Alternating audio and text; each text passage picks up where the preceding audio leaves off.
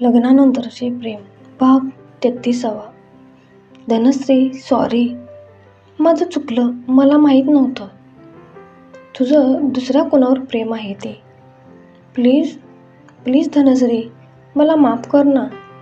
म्हणून तो तिच्यासमोर गयावया करत होता. धनश्रीला तर त्याच्या अशा अनपेक्षित वागण्यामुळे थोड्या वेळासाठी काही सुचत नव्हतं. ती पुरती गोंधळून गेली होती आणि बाकी सगळ्या जणी पण चकित होऊन प्रेमकडे पाहत होत्या. त्याच्या अशा अचानक वागण्याचा कोणाला अर्थच लागत नव्हता. सुमित पण शॉक होऊन आता पुढे काय होते ते पाहत होता.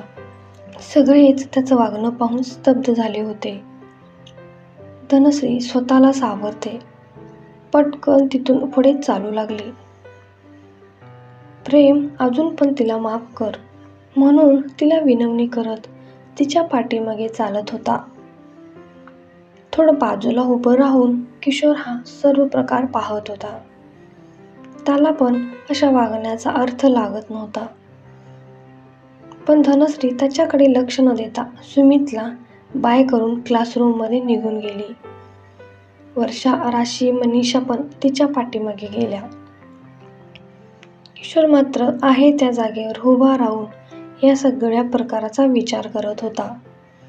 कारण काल हाच प्रेम धनश्री त्याचा अपमान केला म्हणून तिच्या वागण्याचा बदला घेणार म्हणून पेटून उठला होता. आणि आज हे वेगळं वागणं पाहून तो विचारात पडला होता. सुमित पण प्रेमच्या वागण्याचा विचार करत ऑफिसला गेला. इकडे प्रेम धनश्री दिसेल तिथे तिची माफी मागत होता. ती पण आता त्याच्या अशा वागण्याने वैतागून गेली होती. दुसऱ्या दिवशी पण हाच प्रकार घडला. प्रेम पटकन येऊन धनश्रीचे पाय धरून तिची माफी मागत होता. आणि वरून तो म्हणाला, धनश्री, तू मला माफ केल्याशिवाय मी तुझे पाय सोडणार नाही. माझं चुकलं. मी इथून पुढे कधीच तुझ्याकडे वाईट हेतूने पाहणार नाही. आपल्यात याआधी जशी मैत्री होती तशीच कायमस्वरूपी राहावी. त्यासाठी तरी मला माफ कर. प्रेम खूपच गयावया करत होता. सर्वजणच प्रेमचं वागणं पाहून शॉक झाले होते. पण किशोर मात्र त्याला चांगला ओळखून होता. त्याच्या मनात शंकेची पाल चुकचुकली. सुमित पण बाजूला उभा राहून हा सर्व प्रकार पाहत होता. तितक्यात किशोर त्याच्या जवळ आला. तो सुमितकडे पाहत म्हणाला, मला प्रेमच्या वागण्याची शंका येते. त्याने कितीही नौटंकी केली तरी तू मात्र त्याच्यावर अजिबात विश्वास ठेवू नकोस. सुमित किशोरकडे चकित होऊन पाहत म्हणाला, अरे किशोर, तू तर प्रेमचा क्लोज फ्रेंड आहेस ना? हो, फ्रेंड तर आहे, पण मित्र चुकत असेल तर त्याची चूक एका मित्रानेच दाखवायची असते ना. बरं ते सोड.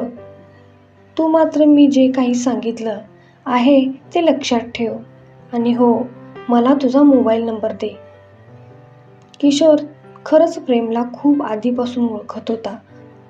म्हणूनच खबरदारी म्हणून किशोरने सुमितचा मोबाईल नंबर घेऊन ठेवला होता. सुमित मात्र समोर घडणाऱ्या गोष्टी पाहून शॉक झाला होता. हे असंच प्रेमचं नाटक 2-4 दिवस चालू होतं. प्रेमची ही धडपड पाहून इकडे मनीषाचं काळीज मात्र तीळ तीळ तुटत होतं. आता पण नेहमीप्रमाणे त्या सगळ्या कॅन्टीनमध्ये बसल्या होत्या. तितक्यात प्रेम समोरून आला आणि धनश्रीला एकदा मला माफ करून पुन्हा माझ्याशी आधीसारखी बोल म्हणून विनवणी करत होता. आता मात्र मनीषाला हे पाहवत नव्हतं. ती ताडकन उभी राहत धनश्रीकडे पाहून म्हणाली, काय ग धनश्री, किती घमंडी मुलगी आहेस तू. गेले 8 दिवस तो तुझ्या हातापाया पडून तुझी माफी मागतोय आणि तू आहेस की त्याच्याकडे पाहायला पण तयार नाहीस. झाली त्याच्याकडून चूक. त्याला तुझ्या मनात काय आहे ते ठाऊक नव्हतं म्हणूनच तो तुझ्याशी बोलायला आला ना. नंतर त्याला त्याची चूक समजली. त्यानंतर तो तुझी माफी मागत तुझ्या मागे फिरतोय ना? मनीषा रागाच्या भरात बडबड करत होती. आता आणखी हा मनीषाचा अवतार पाहून सगळ्या शॉक झाल्या होत्या. प्रेम पण तिथून निघून गेला होता. धनश्री तर मनीषाकडे डोळे विस्फारून पाहत होती. वर्षा, राशी मनीषाला शांत करत होत्या. त्या दोघींना पण वाटत होतं की आता धनश्रीने प्रेमला माफ करावं. मनीषा, प्लीज शांत हो, आपण नंतर बोलू या विषयावर. राशी मनीषाला समजवत म्हणाली. शांत हो काय शांत हो? ही धनश्री कशी वागते प्रेम सोबत, तुम्हाला दिसत नाही का? हिने माफ करावं म्हणून प्रेम तिच्या हातापाया पडतोय आणि ही आहे की त्याच्याकडे बघत सुद्धा नाही. तो पण आपलाच मित्र आहे ना. झाली असेल मैत्रीत गैरसमजाने चूक आणि त्याची चूक त्याला समजली आहे ना. मनीषा चांगलीच चिडली होती. धनश्री तर मनीषाचा अवतार पाहून शांतच होती. आता या क्षणी मनीषाला कितीही समजवण्याचा प्रयत्न केला तरी ती काही समजून घेणार नाही हे धनश्रीला ठाऊक होतं. ती पटकन उठून क्लासरूमच्या दिशेने गेली. तिच्या मागे बाकी सगळ्या जणी गेल्या. संध्याकाळी घरी आल्यावर धनश्रीने सुमितला मनीषाच्या वागण्याबद्दल सांगितलं.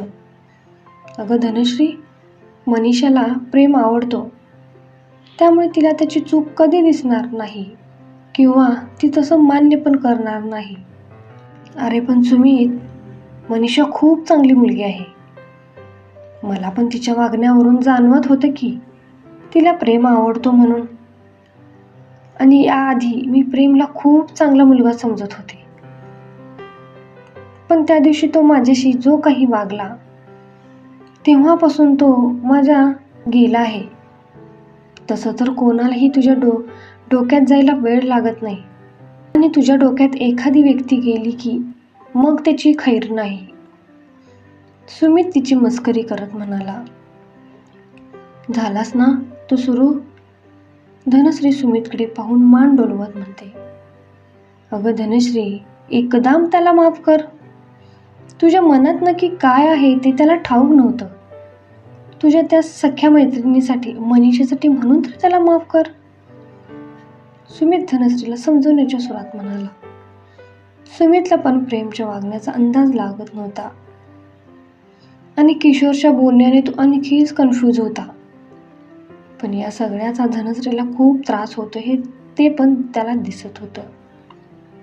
तो आता तिच्यासाठी मनातच काहीतरी प्लॅन करत होता. दुसऱ्या दिवशी सुमित नेहमीप्रमाणे धनश्रीला कॉलेजला सोडायला गेला.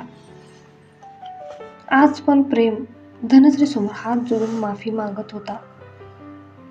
मनीषा तर धनश्रीकडे रागातच पाहत होती. धनश्रीने एक वेळ सुमितकडे पाहिलं. कर त्याला माफ. सुमित नजरेने इशारा करून म्हणाला. धनश्रीने पण त्याला माफ केलं. आता मात्र मनीषाच्या चेहऱ्यावर आनंद पसरला. आता खुश ना मनीषा मॅडम? सुमित मनीषाकडे पाहून हसत म्हणाला. प्रेमने पण पटकन मनीषाकडे पाहिलं. मनीषा चक्क लाजत होती. बरं चल धनश्री, बाय म्हणून सुमित ऑफिसला निघून गेला. तरीही त्याच्या मनात अजून पण प्रेमच्या वागण्याविषयी शंका कुशंका येतच होत्या. त्याला आता धनश्रीची खूप काळजी वाटत. एखादी व्यक्ती आपल्या अपमानाचा बदला घेण्यासाठी कोणत्या थराला जाऊ शकते ते काहीच सांगता येत नाही. त्यामुळे सुमितला धनश्रीची काळजी वाटत होती. धनश्रीने प्रेमला माफ केल्यामुळे त्यांचा ग्रुप पुन्हा पूर्वीप्रमाणे एकत्र आला होता. पण तिचं मन मात्र प्रेमसोबत बोलायला मानत नव्हतं. तिने जरी प्रेमला माफ केलं असलं तरी ती त्याच्याशी बोलत नव्हती. इकडे प्रिया आणि सुयशची छान मैत्री झाली होती. खरं तर प्रियाला सुयश आवडत होता, पण त्याच्या मनात नक्की काय आहे तिला समजत नव्हतं. धनश्रीच्या मनाला पण आता सुमितवरच्या प्रेमाची जाणीव झाली होती. सुमित तिला मनापासून आवडू लागला होता, पण तिला व्यक्त होता येत नव्हतं. आज पण तो नेहमीप्रमाणे तिला कॉलेजमध्ये सोडून लगेच ऑफिसला निघून गेला. काय ग धनश्री, आज सुमित लगेच गेला? आपल्यासोबत कॉफी घ्यायला आला नाही? राशी म्हणाली. अगं ते ऑफिसमध्ये काम असेल त्यामुळे नसेल थांबला. अगं पण ही मनीषा कुठे आहे? आज आली नाही की? धनश्री वर्षा राशीला विचारत असते. काय माहीत मॅडम कुठे राहिल्या, येईल ती थोड्या वेळाने. चल आपण जाऊया क्लासरूममध्ये, राशी म्हणते. तेवढ्यात प्रेम त्या तिघीं पाठीमागून आवाज देत त्यांच्याशी बोलायला धावत येतो. तुम्ही तिघी एक गोष्ट विसरताय.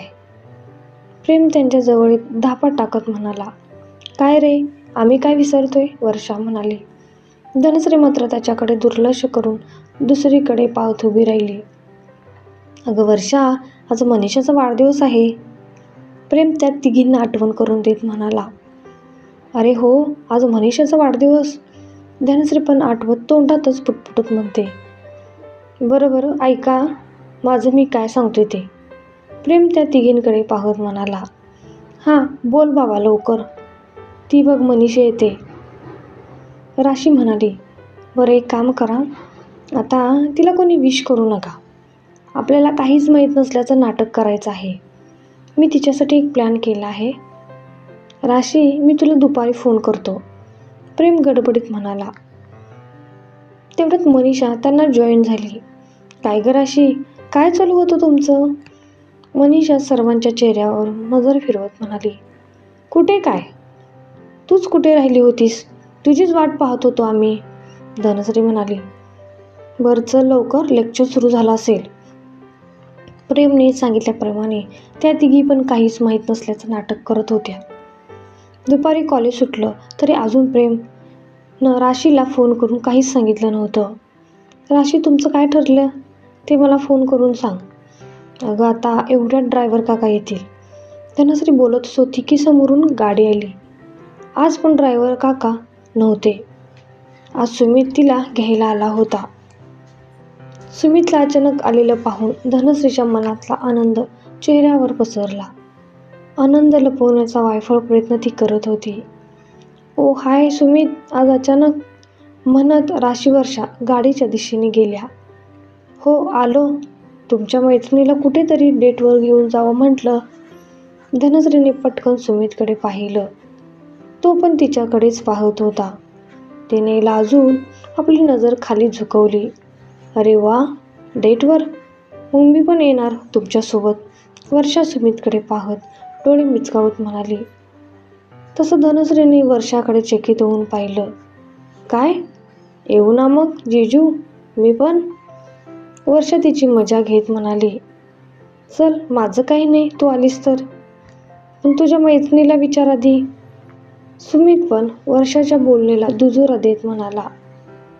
तसा धनश्रीने सुमितकडे एक रागीट लूक दिला. राशी, पाहिलंस का, एक मुलगी रागाने लाल झाली. नाही येत हा आम्ही. वर्षा तिच्यावर हसत ते तिघे पण तिची मजा घेत होते. तसं धनश्रीने वर्षाच्या पाठीत फटका मारला आणि गाडीत जाऊन बसली. तितक्यात मनीषा पण आली. राशी, तुमचं काय ठरतंय ते मला फोन करून सांग. धनश्री हळू आवाजात म्हणाली. हो, मी तुला फोन करते, जा तू एन्जॉय कर. दोघी पण धनश्रीला थंब दाखवून बाय करत म्हणाल्या. बाय मनीषा, धनश्री मनीषाकडे पाहून म्हणाली. सुमितने पण सर्वांना बाय बोलून गाडी स्टार्ट केली. आज दोघे पण खूप खुश होते. गेल्या आठवड्यात प्रेमचं प्रकरण झाल्यापासून धनश्री जरा डिस्टर्बच होती. तिला पण मनातून कुठेतरी बाहेर फिरायला जावंसं वाटत होतं. या नेहमीच्या रुटीनचा तिला कंटाळा आला होता. आज तिच्या मनातली इच्छा न बोलता सुमितने जाणून घेऊन तिला बाहेर घेऊन निघायला होता. त्यामुळे तिचा चेहरा आनंदाने खुलला होता. सुमित मात्र कार ड्राईव्ह करत करत अधूनमधून तिचा फुललेला चेहरा पाहून खुश झाला होता. आपण कुठे जातोय? एवढा वेळ शांत बसलेली धनश्री त्याच्याकडे पाहून त्याला विचारत होती. डेटवर, तो गालात हसत म्हणाला. हे काय सुमित, मी सरळच विचारलं ना, मग नीट सांग ना, आपण कुठे निघालो आहे? आपण ना मस्त बीचवर जाऊया का फिरायला? ती भुवया उंचावत म्हणाली. ठीक आहे, आज तू म्हणशील तिकडे यायला मी तयार आहे. अगदी स्वर्गात म्हणलीस तरीही. तो तिच्या डोळ्यात पाहत म्हणाला, तुला हे असं भलतं-सलतं काही बोलायचं असेल तर मग मला कुठेच जायचं नाही. बोलता बोलता तिचा कंठ दाटून आला. बरं बाई, नाही बोलत. पण असं का? तुला का माझ्या अशा बोलण्याची भीती वाटली? तो तिच्याकडे पाहून एक डोळा मिचकत तिला विचारत होता. तू ना सुधारणार नाहीस, धनश्री त्याच्याकडे रागीट लोक देत म्हणाली. त्यानंतर बराच वेळ ती शांतच होती. तिचं मन सुमितचा विचार करत होतं. तिला पण आता त्याच्यापासून दूर राहणं असह्य झालं होतं. हे धनू, बोल ना काहीतरी, तो म्हणाला. काय काय म्हणालास? ती चकित होऊन त्याच्याकडे पाहत म्हणाली. धनू, तो एक डोळा मिचकवत गालातच हसत म्हणाला. ती पण लाजून लाल झाली. त्याच्या त्या प्रेमळ बोलण्याने तिचं काळी जोर जोरात धडधडू लागलं. पोटात असंख्य फुलपाखरं उडत होती. त्याने धनू बोललेलं तिला खूप आवडलं होतं. तिच्या चेहऱ्यावरचे भाव आणि तिचं ते गोड लाजणं पाहून तोही ओळखून गेला की ही पण आपल्या प्रेमात आहे. आज तिच्याशी बोलायचं आपल्या मनाशी पक्क केलं. तुला आवडतं म्हणून म्हणालो धनू, नाहीतर मला तर मी तुझं आधी ठेवलेले मांजर हेच नाव आवडतं. तो खटाळ हसत म्हणाला. हो, मला पण तुला बोका बोलायला खूप आवडतं. धनश्री त्याच्याकडे पाहून स्वतःला सावरत डोळे मोठे करत बोलता बोलता दोघे बीचवर येऊन पोचले. तो अथंग पसरलेला समुद्र, स्वच्छ रेताळ समुद्र किनारा पाहून ती तर खूप खुश झाली. तिने स्माईल करत सुमितकडे एक वेळ पाहिलं आणि डोअर ओपन करून कारमधून बाहेर आली. बायकोला पटवलं बाबा एकदाच. आता हीच वेळ आहे मनातलं बोलायची. संधी सोडून चालणार नाही. सुमित तिच्याकडे पाहत मनातच विचार करत होता. तोवर धनश्री कारमधून उतरून समुद्राच्या दिशेने चालू पण लागली. सुमित पण कारची की घेऊन तिच्या पाठीमागे चालत निघाला. वातावरण पण रोमॅन्टिक झालं होतं. तितक्यात त्याला समोर फुलवाली दिसली. त्याने लगेच तिच्याकडून गुलाबाच्या फुलांचा गुच्छ घेतला. वा, आज सगळं कसं छान जुळून आलंय. फुलवालीला पैसे देत तो मनातच म्हणाला.